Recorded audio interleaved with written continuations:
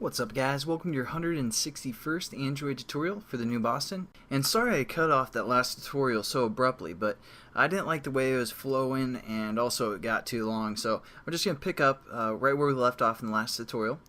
We set up this resource called, XML widget stuff, so we're going to set that up first before we set up our other activity within the manifest. So what we're going to do is we're going to go to our package name, our project name, go to right click, new, Android XML file, and we're going to call this exactly what we called this resource reference, so we called it widget underscore stuff, and what we want this to be is a widget an app widget provider. So we're going to check this and make sure it goes into the resource file folder right here. It should, but just double check, make sure it's in there, and hit finish. So now we have an app widget provider, and again this is what we're making reference to for our widget class. And so we have this app widget provider, and this is going to help us develop our app, or our widget I should say, but we'll probably get into that in the next tutorial. But the main thing I want you guys to realize is this configure.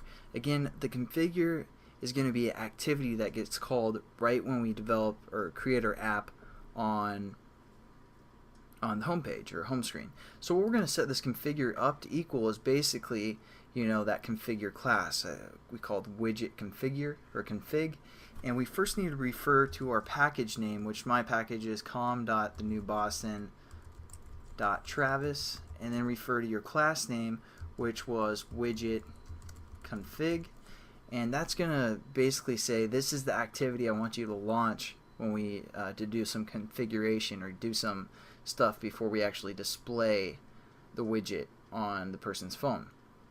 So it's just going to open up that class, and now what we have to do is we have to define that class in the manifest and say, hey, we also want to make this connection that it's going to be a configuration type class.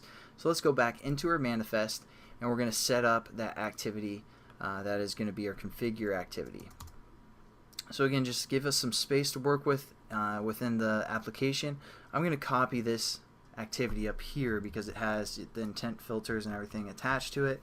So you kind of want to have this format, and we're just going to change the class name to again widget config, and we also want to change the action name and have no category. So we're just going to delete the category out of our intent filter, and we need to change the action name so it knows that this is a configuration type activity.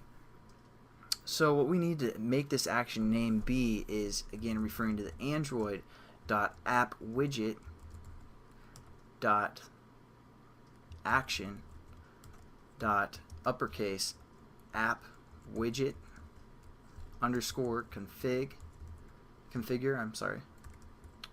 and that's basically the action name that we need this activity to have, because again this is going to do the background information for a widget, and we need to have this reference if we set that up within our app widget provider here.